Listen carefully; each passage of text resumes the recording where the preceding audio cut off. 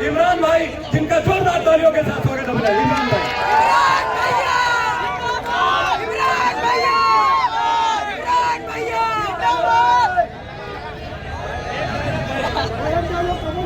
हमारी आंखों के सामने हजारों की तादाद में मौजूद धारावी की जिंदा दिल अवाम। माइक थोड़ा और बेहतर कर दे, मैं चाह रहा हूं कि बोलूं तो आवाज अडानी तक पहुंचे। थोड़ा सा बेहतर कर दे माइक। मेरा ख्याल है ताई यही वो जगह थी, आज से पूरे 5 साल पहले शायद यही जगह थी ना, यही जगह थी, और आज फिर वापस लौट के आया हूं। तो मेरा मन कर रहा है मैं ये 4 मिसरे पढ़ूं पहले।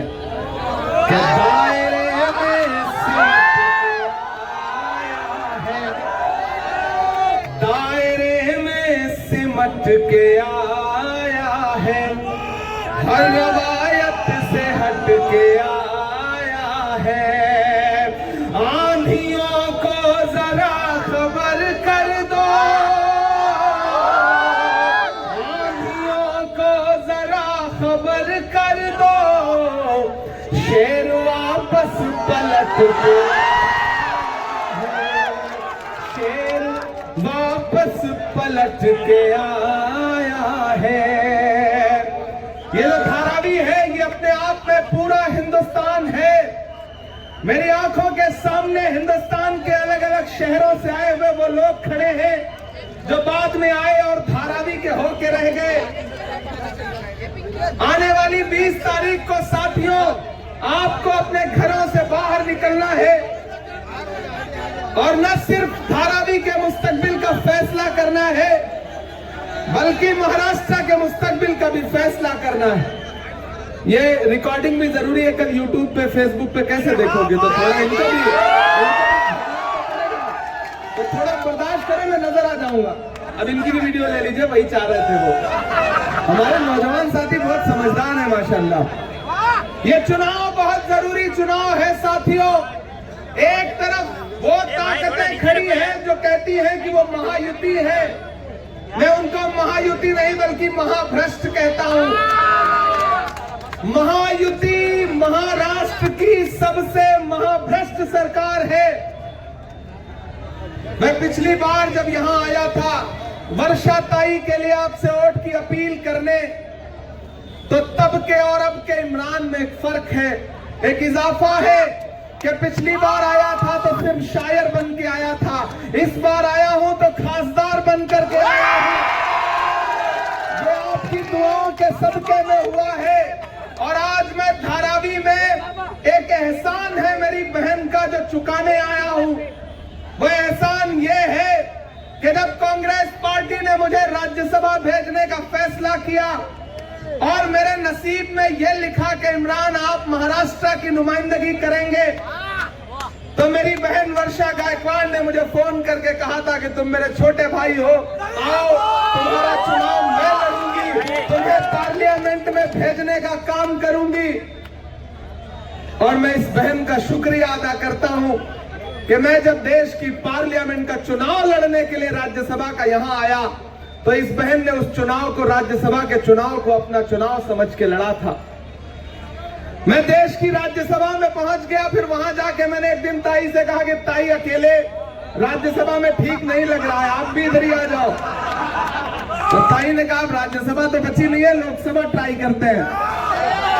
और फिर ताई भी अपने भाई की एक आवाज पर लोकसभा आ गई चुन करके, अब वो आपकी खासदार है। और अब ये जो असेंबली का इलेक्शन है उसमें ताई की छोटी बहन, मेरी तो बड़ी ही होंगी वो, लेकिन हमारी एक दूसरी बहन ज्योति ताई आपके बीच में महाविकास अघाड़ी की कैंडिडेट है। मैं आपसे अगले 4-5 मिनट थोड़ी संजीदा गुफ्तगू करना चाहता हूं। जब अहले खिरत की बातों पर कुछ जाहिल शोर मचाते हो, जब बुलबुल हो तस्वीरें चलते हो, मुझे पता है आप वर्षा ताई के साथ हैं और मैं वर्षा ताई की कद्र इसलिए करता हूं मेरे भाई, क्योंकि वर्षा ताई हो, ज्योति ताई हो, मैंने इनमें जो एक खूबी देखी है वो ये है कि अवाम इनके लिए सिर्फ अवाम है, न हिंदू है न मुसलमान है। मैं तुम्हें अपने उसूलों की कसम देता हूं, जब भी मैं ताई को देखता हूं तो मुझे अशोक साहिल का ये शेर याद आता है कि मैं तुम्हें अपने उसूलों का कसम देता हूं, मुझको मजहब के तराजू में न तौला जाए, मैंने इंसान ही रहने की कसम खाई है, मुझको हिंदू या मुसलमान न समझा जाए। ऐसी वर्षा ताई के लिए आपका भाई, आपका बेटा, आपके लिए सड़क से संसद तक आवाज उठाने वाला इमरान प्रतापगढ़ी आपके बीच खड़ा है। आप जानते हैं कि मैं पिछले 2 साल से देश की पार्लियामेंट में हूं। मैंने कहा ना, अगर मैं पार्लियामेंट में हूं तो उसकी बुनियाद में वर्षा ताई खड़ी है। वर्षा ताई की वजह से देश की पार्लियामेंट में हूं, तो मैं बहन का शुक्रिया अदा करता हूं और आपसे यह कहता हूं कि मेरे ऊपर जो बहन का कर्ज है उसे उतारने की जिम्मेदारी आपकी भी है, क्योंकि मैं आपका हूं, आपकी दुआओं से पार्लियामेंट पहुंचा हूं। तो वह कर्ज तभी उतर सकता है जब छोटी बहन असेंबली में पहुंच जाए। मैं इसलिए आप सबसे अपील करने आया हूं साथियों, और मैं तो जब से पार्लियामेंट पहुंचा हूं, साहब मिलते हैं मुझे सुबह शाम, मैं उनके सामने, देखिए चचा खड़े हैं, जैसे ही साहब का नाम आया समझ गए कि मैं किसकी बात कर रहा हूं। ये भाजपा के लोग, महायुति के लोग पोस्टर लगा रहे हैं, महंगाई खत्म करेंगे। मैं तो एक दिन पार्लियामेंट में बैठा था, सामने भाजपा के एक मिनिस्टर बोलने लगे, बोले महंगाई कम करेंगे। हमने कहा आपको शर्म नहीं आती, आप महंगाई पे बात करते हैं? अरे भाजपा की सरकारें तो वो सरकारें हैं जो फिल्में टैक्स फ्री करती हैं और कफन पर जीएसटी लगाती हैं। आपको कोई हक नहीं है महंगाई पर बोलने का। आपकी सरकारों ने आम आदमी का खून चूसने का काम किया है, जेब काटी है। मैं वहां खड़ा होता हूं जब पार्लियामेंट में, तो मैं आजकल बस प्रधानमंत्री जी को उनके नारे याद दिलाता हूं कि भाइयों बहनों, देश के खजाने की चाबी मेरे हाथ में सौंप दो, मैं देश नहीं लुटने दूंगा। याद है उनका ये नारा, चौकीदारी करूंगा। मैं वहां भी उनसे पूछता हूं और यहां भी खड़ा होकर पूछ रहा हूं कि कहां सोया है चौकीदार? थक गए हो क्या? थक गए हो धारावी वालों क्या? अरे मुझे लगना चाहिए मैं धारावी में खड़ा हूं। अरे मुझे तो छोड़ो, उनको लगना चाहिए कि मैं धारावी में खड़ा हूं। कहां सोया है चौकीदार? कहां सोया है चौकीदार? विजय माल्या नाक के नीचे से हो गया फरार। कहां सोया है चौकीदार? कहां सोया है चौकीदार? अच्छा, सुबह से चुनाव प्रचार में निकला हूं, बहुत भूख लगी है और यहाँ खड़े होइए तो ऐसी सी खुशबू आती है ना, लगता है कि भूख बढ़ती जा रही है। कि चाय, अच्छा ऊपर से शायरी में खाने पीने की चीजों का नाम भी आने जाता है, तो अंदर से और भूख उठती है कि चाय बेचने वाला पूरा भारत बेच रहा है। बेच रहा है कि नहीं बेच रहा है? बेच रहा है कि नहीं बेच रहा है? सब ये भाजपा के लोग कहते हैं बताओ कांग्रेस वालों 70 साल में क्या किया उसका हिसाब दो। अरे मैं धारावी में खड़ा होकर के भाजपा वालों से कहता हूं कि जो सरकार अपना चलाया हुआ 2000 का नोट 7 साल नहीं चला सकी, वो हमसे 70 साल का हिसाब मांगती है। कि चाय बेचने वाला पूरा भारत बेच रहा है, इसी काम में हासिल उसे महारत बेच रहा है। कि रेल बिक गई, तेल बिक गया, बिका हवाई अड्डा। अगली लाइन पे तैयार रहना, एक नाम आएगा और दिल में गुदगुदी होना तो एक एक हाथ को कसम देता हूं कोई हाथ खामोश नहीं रहेगा। कि रेल बिक गई, तेल बिक गया, बिका हवाई अड्डा, सब कुछ बिकता देख के खुश है अपने जेपी नड्डा। कि जनता महंगाई की मारी करती हाहाकार, कहां सोया है चौकीदार? कहां सोया है चौकीदार? धारावी वालों, मेरे भाइयों, मेरी जहां तक आवाज जा रही है, मेरी माओ बहनों, मेरे बुजुर्गों, ऐसे तमाम चेहरे देख रहा हूं जिनकी पेशानी की झुर्रियों में पिछले 20 साल के हिंदुस्तान का नक्शा लिखा हुआ है। मैं उनसे भी मुखातिब होकर कह रहा हूं कि एक बुरा वक्त है। दिल्ली में बैठा हुआ हाकिम ये सोचता है कि महाराष्ट्र को अपने रिमोट कंट्रोल से चलाएगा, महाराष्ट्र को गुजरात के रिमोट कंट्रोल से चलाएगा। तो दिल्ली के हाकिम को यह बताना है कि नहीं, महाराष्ट्र वीर शिवाजी महाराज की और डॉक्टर बाबा साहब अंबेडकर की धरती है, इसको किसी रिमोट कंट्रोल से नहीं चलाया जा सकता। मैं कल सांगली में उतरा तो उड़न दस्ता आया हेलीकॉप्टर की जांच करने के लिए। बोले बैग में क्या रखा है दिखाइए। हमने कहा मैं तो शायर हूं, मेरे बैग में मोहब्बतें हैं। परसों उद्धव ठाकरे साहब का बैग बार बार चेक किया जा रहा है। ये विपक्ष के नेताओं को सताने की, परेशान करने की, डराने की जो साजिशें हैं, उसका बदला, उसका जवाब आपको अपने वोट से देना है। महाविकास अघाड़ी के एक एक प्रत्याशी को मैं जानता हूं, धारावी में रहने वाला एक आदमी सिर्फ एक वोट की हैसियत नहीं रखता। आपके मोबाइलों में आपके दोस्तों के, यारों के इतने नंबर है पूरे महाराष्ट्र के, सबको नंबर घुमाइए और आज से इस चुनाव को वर्षा गायकवाड़ बन के लड़िए, इमरान प्रतापगढ़ी बन के लड़िए, इस चुनाव को राहुल गांधी बन के लड़िए, उद्धव ठाकरे बन के लड़िए, शरद पवार बन के लड़िए। इस चुनाव को चुनाव की तरह लड़िए, क्योंकि जो ये सोचते हैं कि वो खरीद लेंगे, डरा देंगे, धमका देंगे, उन्हें बताइए कि जख्म पर जख्म खा के निकले हैं। मैं पार्लियामेंट में गया ना तो थोड़ा नौजवान हूं तो जोश जाता है। तो एक दिन हम सारे लोग पार्लियामेंट में आवाज उठा रहे थे तो सस्पेंड कर दिया गया। 146 सांसद एक साथ सस्पेंड हुए। ताई याद है आपको ना? जब मैं बाहर निकला तो मीडिया के साथियों ने कहा आ गया स्वाद, हो गए सस्पेंड, तंज किया। तो मैंने कहा देखो भाई, ये मुश्किल वक्त है। अगर आज सस्पेंड नहीं हुआ होता तो अपनी नजरों में गिर जाता। मुझे लगता कि मेरा नाम बुजदिलों में लिखा जा रहा है, बहादुरों में नहीं। सस्पेंड हुआ हूं, इसका मतलब इंकलाब के लिए लड़ते हुए सस्पेंड हुआ। तो बोले आप शायर हैं, शायरी की भाषा में बताइए। मैंने कहा सुनिए, जख्म पर जख्म खा के निकले हैं हम, अगर मुस्कुरा के निकले हैं। सर झुकाने का हुक्म जब आया,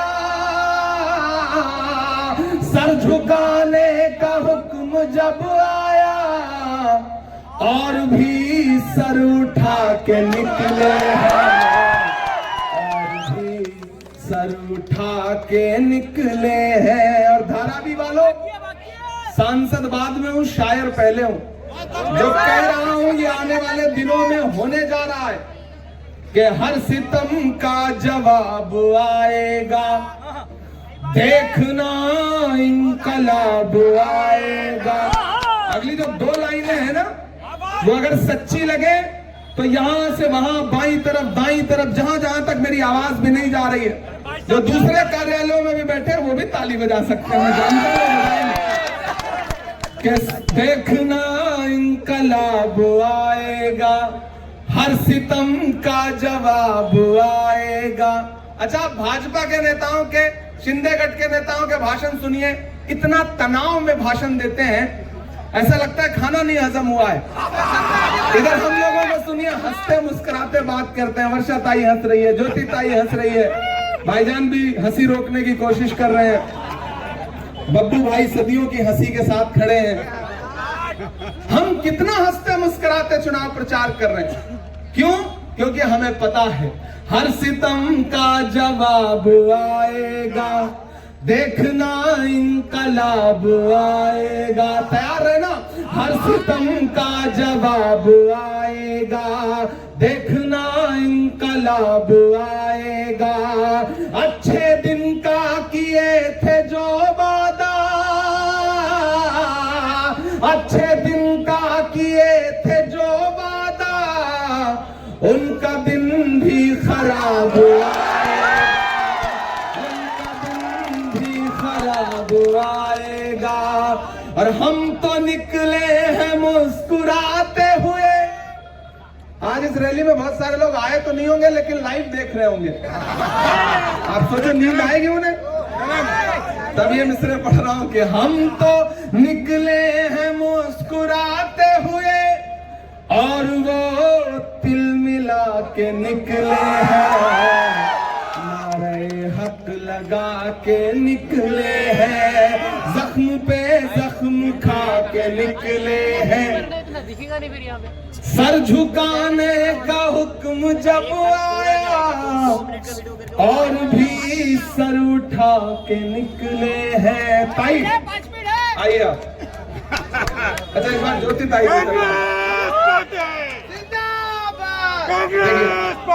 ये मेरी प्यारी अच्छी वाली बहन है,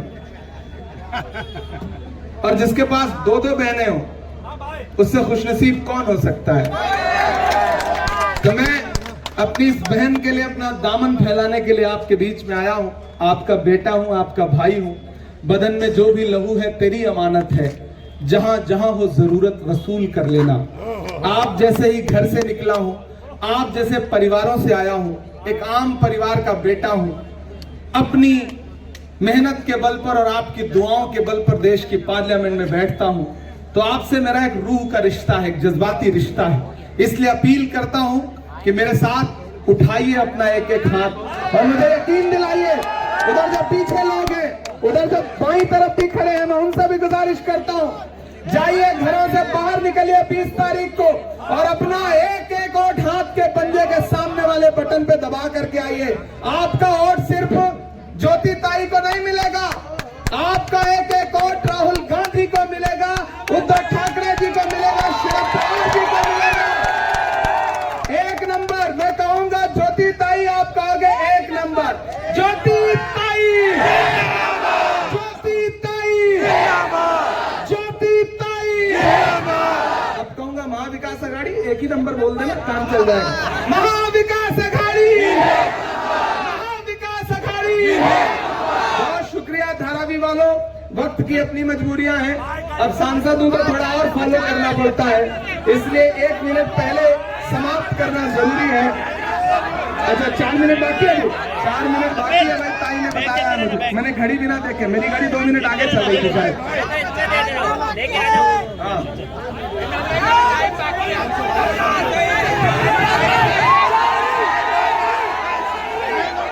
अभी मैं परसों नांदेड़ में भाषण दे रहा था, मैंने कहा ये धोखेबाजों की सरकार है। सामने से एक नौजवान बोला नहीं साहब ये सिर्फ धोखेबाजों की नहीं है, खोखेबाजों की भी सरकार है। ये धोखेबाजों और खोखेबाजों दोनों की सरकार है, इसलिए इस सरकार का हटना बहुत जरूरी है। मैं तो इस सरकार से कह रहा हूँ कि मोहब्बत भाईचारे के दीवाने दिन ही लौटा दो, वो सस्ती दाल सब्जी के सुहाने दिन ही लौटा दो। ये अच्छे दिन तो अंबानी अडानी को मुबारक हो, हमें ऐसा करो साहेब पुराने दिन ही लौटा दो, हमें ऐसा करो साहेब पुराने दिन ही लौटा दो।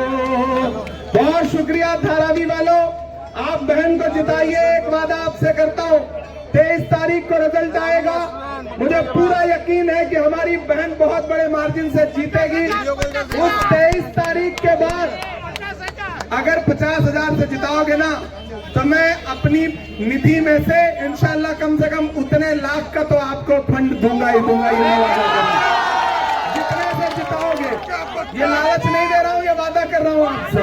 आप जिताओ, मेरी अगली निधि में से बहन को यहाँ के डेवलपमेंट के लिए, चाहे तालीम पर, चाहे लाइब्रेरी के लिए, किसी और एजुकेशनल काम के लिए आपकी आमदार जो भी फंड मांगेगी दूंगा। ये बहुत शुक्रिया, बहुत मोहब्बतें। 23 के बाद फिर आपका शुक्रिया अदा करने के लिए एक मंच फिर लगेगा, खूब सारी शायरी आपको सुनाऊंगा। बहुत शुक्रिया, बहुत मोहब्बतें। अभी नागपुर निकलना है, क्योंकि कल 5-6 सभाएं हैं अमरावती में, परसों अकोला साइड में है 6-7 सभाएं। तो आज आपसे इजाजत लूंगा। न सोना है, न रुकना है, न डरना है, न झुकना है। महाविकास अघाड़ी की सरकार बनाना है, बहन ज्योति ताई को जिताना है, 1 नंबर की बटन। शुक्रिया।